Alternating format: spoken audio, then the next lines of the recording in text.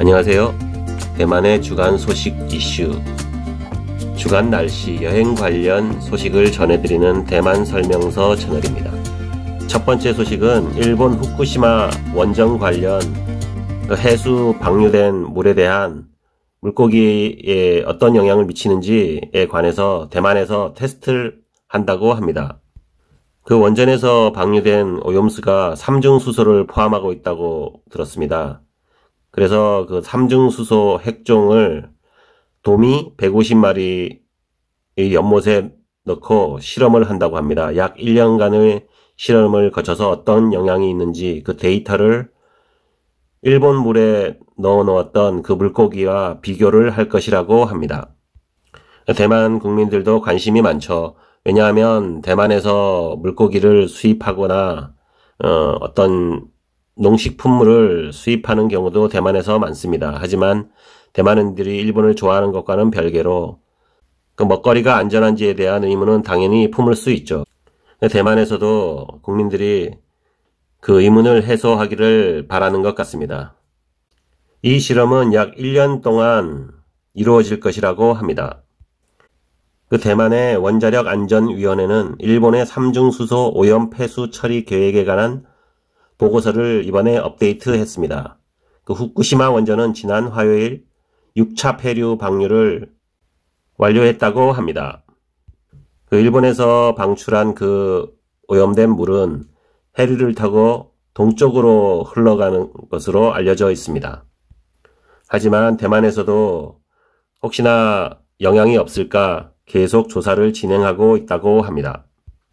두 번째 소식은 대만의 대마초를 팔다가 걸린 그 공무원에 대한 이야기입니다.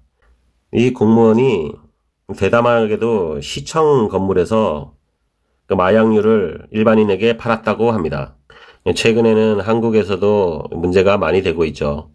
이게 마약류는 한번 퍼지면은 걷잡을 수가 없는 것이라 이게 초반에 많이 잘 다루어져야 된다고 저는 생각을 합니다. 대만에서도 마약류 관련해서는 굉장히 엄격하게 다루어집니다. 이 공무원 여성은 마약을 남자친구에게서 받았다고 합니다. 그래서 같이 판매를 했다고 합니다. 이 사안에 대해서 최소 10년 징역형, 최대 무기징역을 선고할 수 있다고 합니다. 최근에는 대만도 그렇고 한국도 그렇고 일반인들에게 마약류가 더 널리 펴지는 것 같습니다. 이번 소식은 엔비디아 젠슨 황에 대한 소식입니다. 제가 엔비디아 젠슨 황이 그 대만 대학교에 왔을 때 제가 젠슨 황을 찍지는 못했지만 그 분위기를 보려고 NTU에 가서 비디오를 조금 찍었습니다. 그 영상을 조금 보여드리도록 하겠습니다. 비가 오는 날인데도 많은 대만인들과 여러 각계각층에서 사람들이 많이 몰려왔습니다. 이 무료로 진행되는 강연이었는데요. 선착순으로 등록을 할 수 있었는데 그 경쟁이 엄청났다고 합니다. 저는 이번에 소식을 늦게 접해서 들어가 보지는 못했습니다.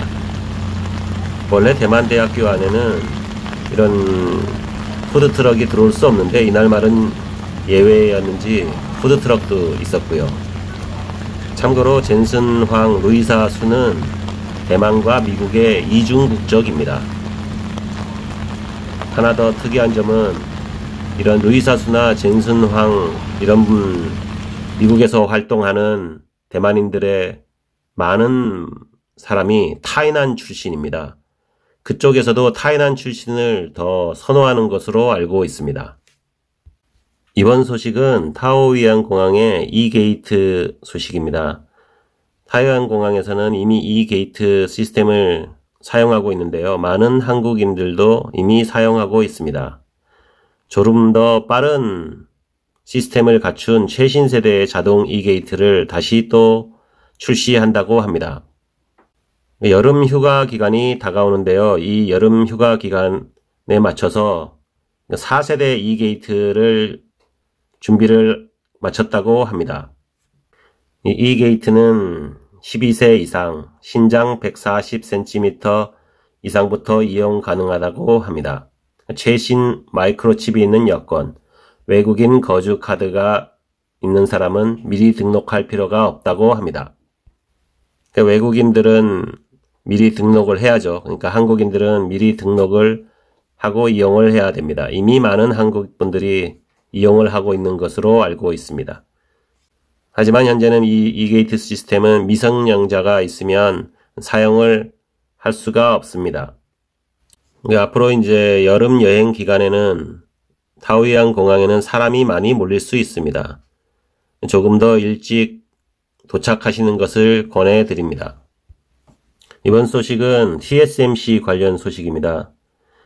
TSMC 이사회는 수요일 반도체 연구, 진흥과 인재 양성을 위해 전국 4개 대학과 여러 고등학교에 최대 40억 타이완 달러, 미화로는 1억 2,390만 달러를 기부하기로 결의안을 통과했다고 합니다. 그 대학에 속하는 4개 대학교는 우리나라의 서울대학과 같은 국립대만대학교, 국립양민자오통대학교, 국립칭화대학교, 타이난에 있는 국립청쿵대학교와 여러 고등학교가 포함될 것이라고 합니다. 이번에는 타이베이의 주간 날씨 예보를 알아보도록 하겠습니다.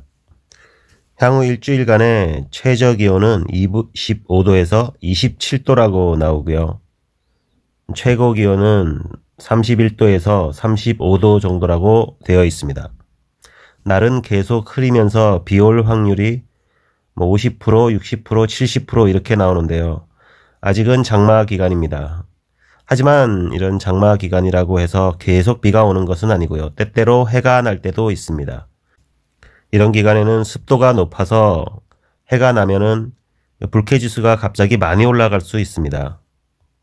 최고 기온이 35도까지 올라가는데 습하면 보통 불쾌지수는 40도, 45도까지도 올라갑니다. 그래서 굉장히 다니기에 힘들 수도 있습니다. 낮에는. 항상 비는 대비하셔야 되고요. 특히나 산 쪽으로 가시는 분들은 소나기에 항상 대비를 하셔야 됩니다. 여행 기간 동안 이렇게 계속 비 예보가 있더라도 너무 실망하지 않으셔도 됩니다.